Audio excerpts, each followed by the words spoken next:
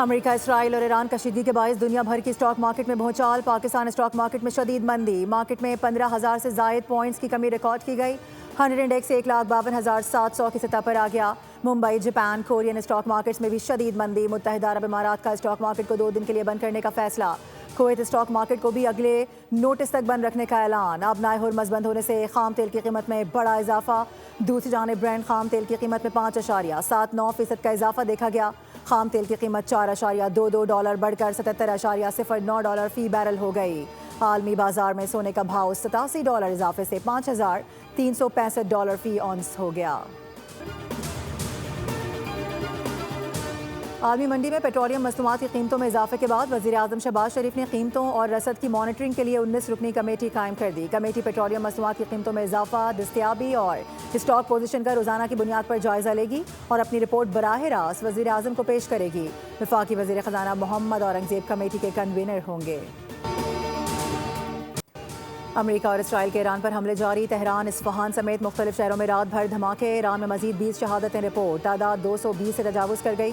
Tehran میں کئی رہائشی عمارتوں پر حملے کیے گئے۔ ایران کے سرکاری ٹی وی کے ہیڈ آفس کو بھی میزائل سے نشانہ بنایا گیا، جس کے بعد نشریات عارضی طور پر بند ہو گئی۔ امریکی سینٹرل کمانڈ کی جانب سے بیان میں کہا گیا ہے کہ ایران میں 1000 سے زائد اہداف کو نشانہ بنایا جا چکا ہے۔ ایران میں بڑے پیمانے پر فضائی حملے جاری ہیں۔ امریکی حکام کا عمان میں ایرانی بحری جہاز تباہ کرنے کا دعویٰ۔ ایرانی فوج نے امریکی ساختہ MQ-9 ڈرون مار گرایا۔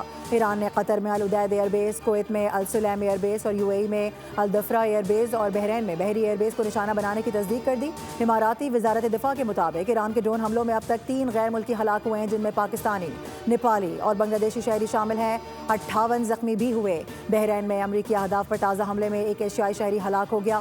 ابوظہبی میں ساحل کے قریب اسرائیلی رہائشیوں کی عمارت پر حملے میں 2 اسرائیلی زخمی ہو گئے۔ دبئی اور بحرین میں دھماکوں کی آوازیں سنی گئیں۔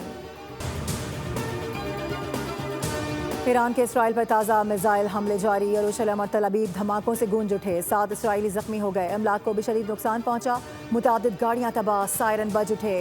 گزشتہ روز مقبوضہ بیت المقدس کے علاقے بیت شمیش میں بھی ایران نے فتح 2 میزائل سے حملہ کیا ہے، جس کے نتیجے میں 9 اسرائیلی ہلاک اور درجنوں زخمی ہوئے ہیں۔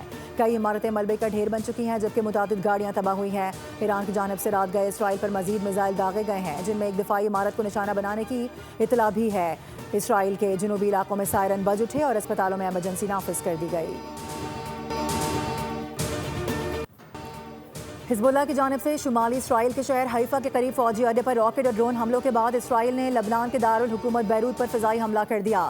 31 افراد جاں بحق ہو گئے، 49 افراد زخمی بھی ہوئے۔ اسرائیلی فوج نے اعلان کیا ہے کہ وہ لبنان بھر میں حزب اللہ کے ٹھکانوں کو شدت سے نشانہ بنا رہی ہے اور حزب اللہ کو اسرائیل کے شمالی علاقوں کے لیے خطرہ بننے کی اجازت نہیں دی جائے گی۔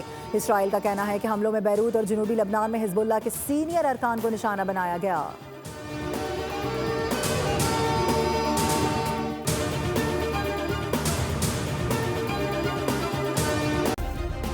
سبسکرائب کریں اور بیل دبائیں تاکہ کوئی خبر رہ نہ جائے۔